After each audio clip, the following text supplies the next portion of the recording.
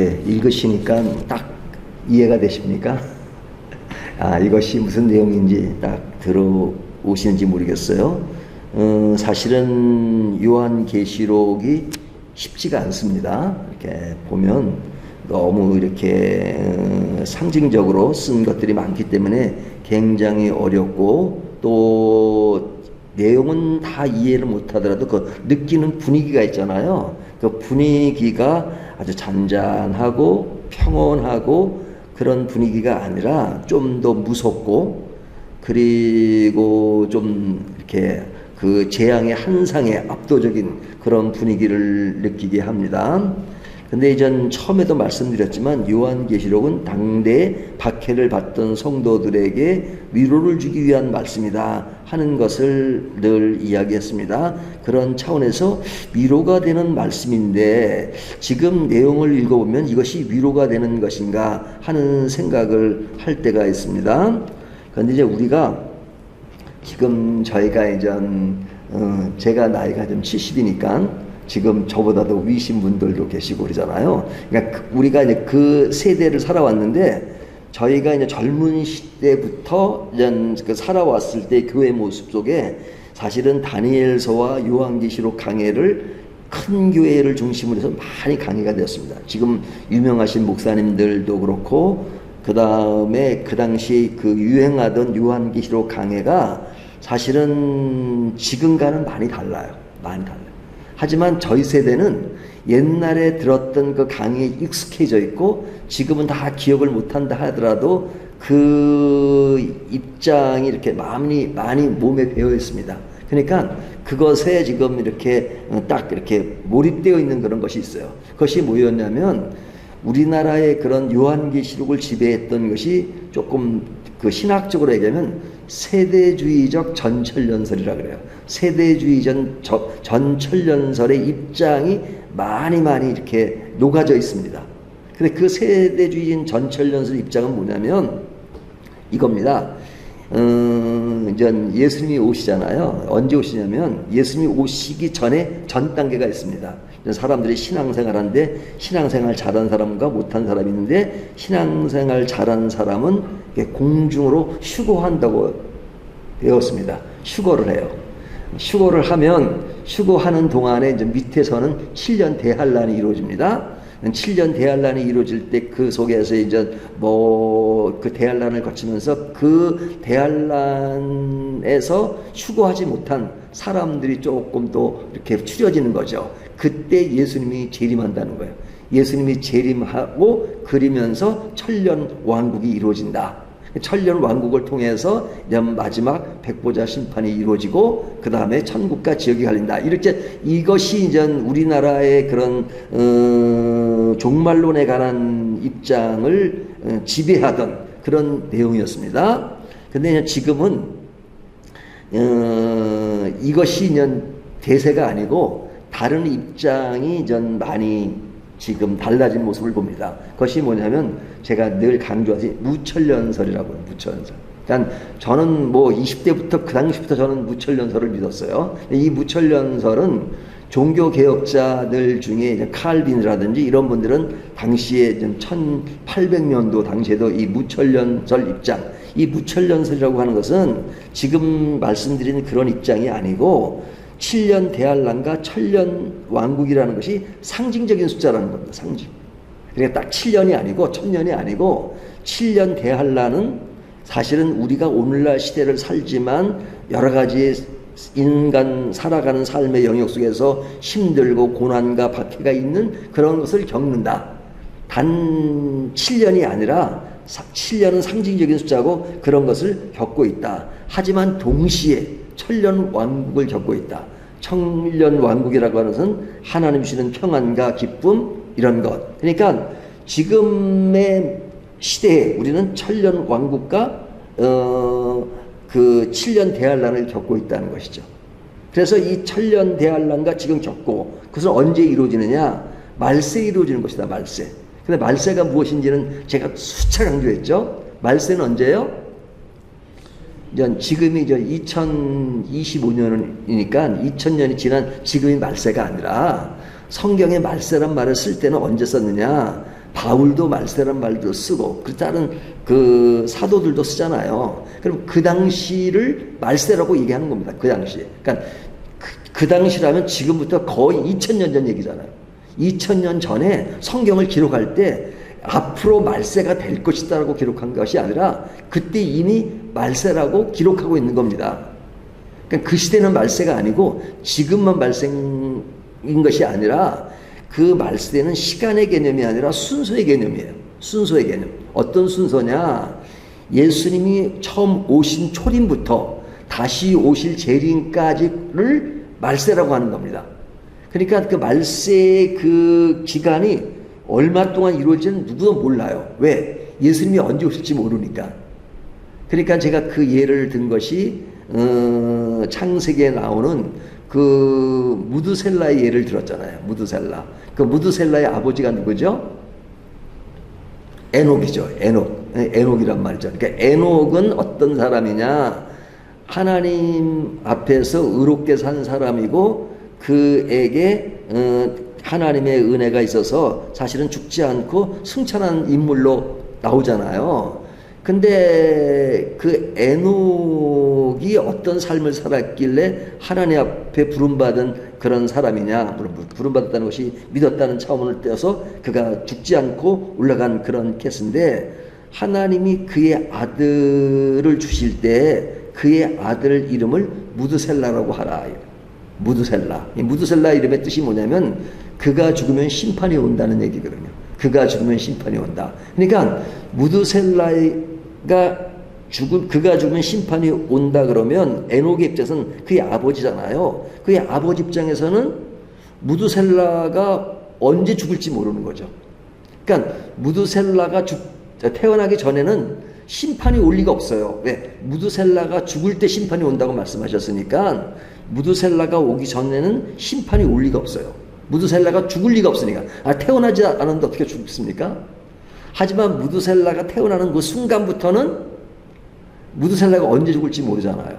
그가 태어나자마자 죽을지 아니면 그가 100년을 살지 200년을 살지 모르잖아요. 하지만 성경의 인물 가운데 가장 오래 산 사람이 누구예요?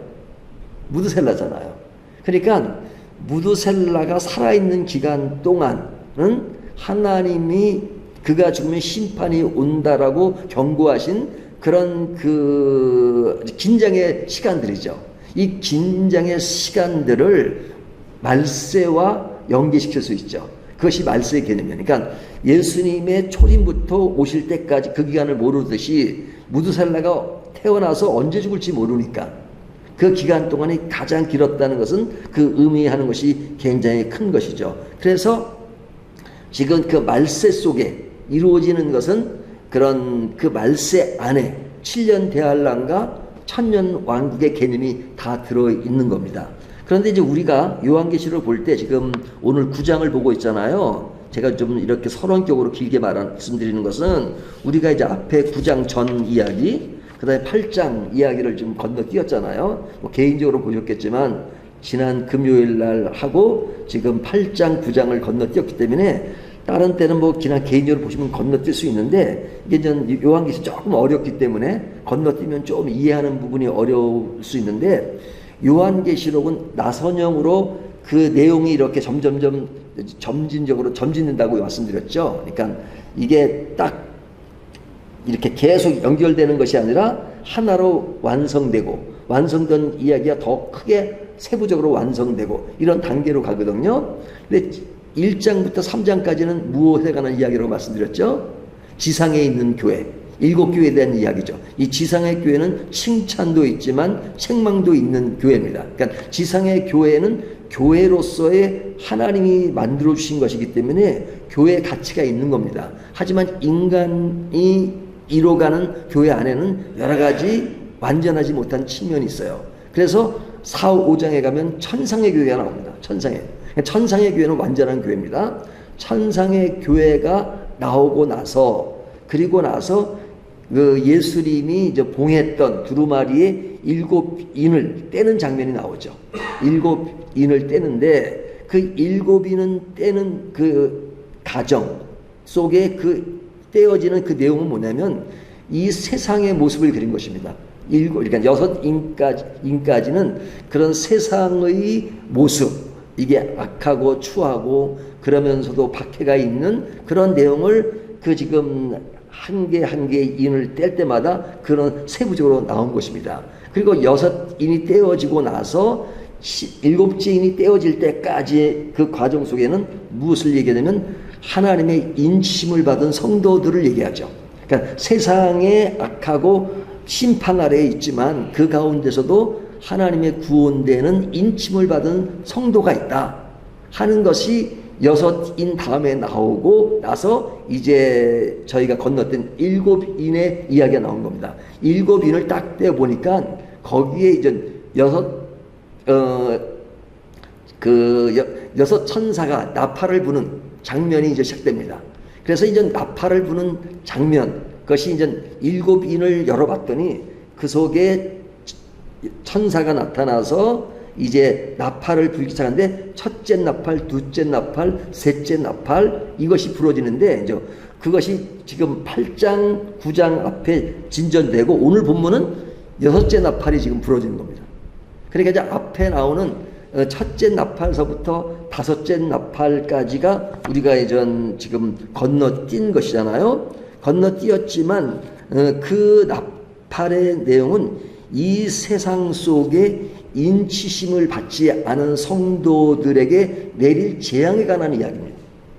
그러니까 인치심을 받지 않은 사람부터 예수를 믿지 않은 사람들에게 내릴 그 재앙이 뭐냐, 그 재앙에 대한 이야기를 지금 쭉 해온 것입니다. 그러니까 뭐 어렵게 얘기가 됐지만 그냥 쉽게 얘기하면 그들의 내릴 재앙이 그만큼 무섭고 그만큼 어려운 것이다 하는 것을 이야기하고 하나님의 심판은 너무너무 무서운 것이다 하는 것을 부여해 주는 것입니다. 그러니까 이 속에 그런 어려움 속에서도 인치심을 받은 사람들은 그 가운데 뭐 순교도 당하고 어려움을 당하지만 그런 세상의 모습을 말하면서 이제 오늘 본문은 여섯째 나팔에 대한 이야기인데 여기에 나팔에 대한 경고가 있는 겁니다. 경고. 그 경고가 뭐냐면 14절을 보면 유브라데에서 풀려난 네 천사의 이야기를 하고 있죠. 그러니까 이것은 여기에 나오는 그 네 천사는 그런 천사라는 말이 쓰여졌지만 어떤 이것은 악한 세력의 상징으로 봅니다. 타락한 천사의 모습으로 봅니다. 그러니까 하나님이 지금 그 통제하시는 가운데 어떤 제한적 활동을 그들에게 부여하신 겁니다. 한 것인데 이들이 이전 그런 그 천사를 갇혔던 천사를 풀어주니까 그들이 그 사람들을 이렇게 죽이기로 준비된 자들이다 하는 이야기를 하잖아요. 그러니까 이 세상의 심판에 대한 이야기를 합니다. 그리고 나오는 다음 이야기는 16절에 보면 여기 보면 2만 만인이 그러잖아요. 그러니까 2만에 만을 곱한 것이니까 2억 마병대가 등장한 것입니다. 이것은 어떤 그런 문자적인 그런 병력보다도 거대한 악의 확산과 인간의 죄성을 상징하는 겁니다. 그러니까 세대주의인 전철연설은 이것에 의미를 부여하지만 그 무철연설 입장에서는 이것이 상징적으로 보기 때문에 이런 거대한 악의 확산과 인간의 죄성을 얘기하는 겁니다. 여기 불, 연기, 유황은 그 어떤 지옥적 형벌과 고통의 이미지를 통해서 경고의 강도를 나타내는 것이죠. 그리고 20절부터 21절까지 나오는 거기에 나오는 내용들은 회개하지 않은 인간들의 모습을 이야기하는 것입니다.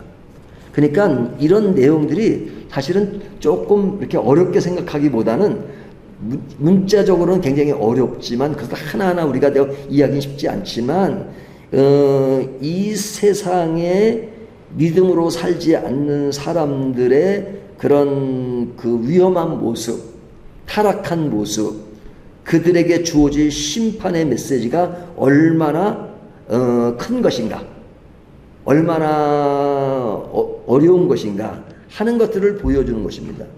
그러니까 이 메시지는 좀 쉽게 얘기하면 하나님의 경고라고 할 수 있죠. 경고. 이 세상에 벌어지는 전쟁과 혼란, 경제적인 위기, 공동체 붕괴, 이것이 세상 속에 이루어진데, 그런 속에서 그런 나팔 소리를 듣고 그들은 그 경종으로 알아듣고 일어나라는, 다시 말하면 현재를 깨우는 경고음이라고 할 수 있죠. 경고음이라고. 그렇기 때문에 여기서 강조되는 것은 회개를 강조하는 것입니다. 오늘날 사람들에게 잘못된 것에서 깨어나라.